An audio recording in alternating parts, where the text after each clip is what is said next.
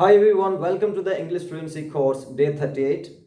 Today in this class, I'm going to explain direct speech and indirect speech. As we discussed yesterday, there are two parts in direct speech. One is reporting speech and another one is reported speech. Here you can observe this part is called reporting speech and this part is called, which is within inverted commas, reported speech. Here, the verb in the reporting speech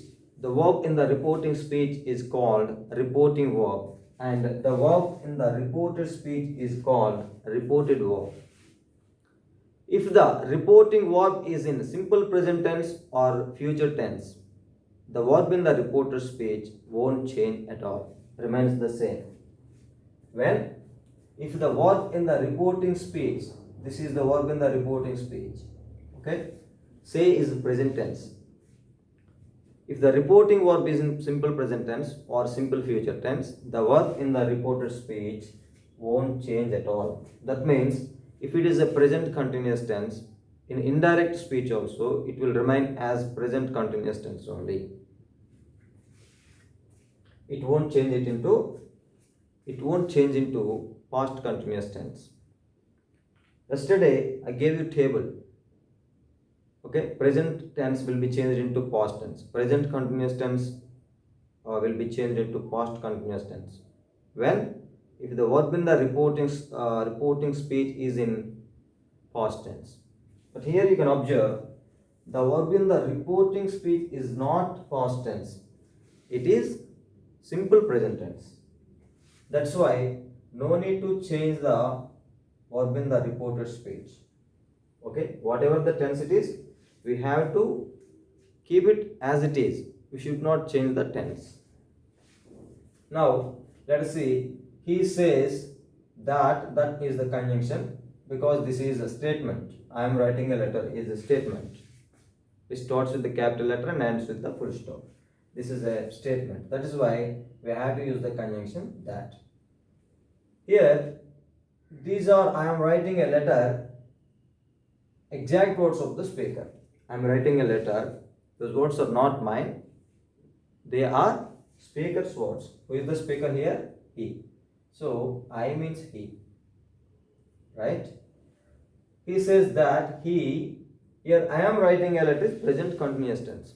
I am writing a letter is present continuous or present progressive tense. So, we need to keep it is as it is. Keep it as it is, as present tense only. We need not change it into past continuous tense. So, he is writing a letter is present continuous tense. Direct speech is in present continuous tense and indirect speech also should be in present continuous tense because the verb in the reporting speech is present tense. Let us see the next example. He will tell you reporting speech. The problem is to be solved, reported speech. The problem is to be solved, reported speech. And he will tell you is reporting speech. So here, will plus V1 is there. That means the reporting verb is in simple future. Okay? The reporting verb is in simple future. If the reporting verb is in simple future or simple present, the verb form in the reported speech won't change at all. That is the rule. So he will tell you the problem is to be solved. He will tell you conjunction that the problem is to be solved. Here you can observe tense is not changed at all. Here is to be solved and indirect speech also is to be solved. Now let us see the third example. He said to me, reporting speech, you are singing well, reported speech. Let us see the verb form in reporting speech, said, past tense. So we can apply the rules. If the reporting verb is in past tense, then the verb form in the reported speech will be changed from simple present to simple past, present continuous to past continuous tense, present perfect to past perfect, present perfect continuous tense to past perfect continuous tense, simple past to past perfect, past continuous tense to past perfect continuous tense. Past perfect remains the same and past perfect continuous tense also remains the same. And Will be changed into would. Can will be changed into could. Shall will be changed into would, not should. Shall will be changed into would. May will be might. Must will be had to. Must will be changed into had to. This changed into that. These will be changed into those. Now let us see the third example. He said to me, "You're singing well." He said to me, "You're singing well." What is the tense of this? You're singing well. What is the tense of the reported speech? You're singing well. The tense is present progressive tense. Action is going on. You're singing well. And who is this you? Listener. Who is the listener here? He is the speaker. He is the speaker. Me is the listener. So here you is listener. Me. Right? He told me. What did he tell me? Said to becomes told when it is assertive sentence. You are singing well is assertive sentence. That's not interrogative. That is not yes or no question. That is not WH question. Right? So said to becomes told. He told me. Conjunction will be that. Here you means I. He said to me. So you are singing well means the listener is singing well. Who is the listener? I'm the listener. You are singing is present continuous tense, and that will be changed into past continuous tense. So that's why I was singing well, full stop. And we need to remove the inverted commas. And indirect speech always ends with full stop. He said to me, "You are singing well." Then we change it into indirect speech. He told me that I was singing well.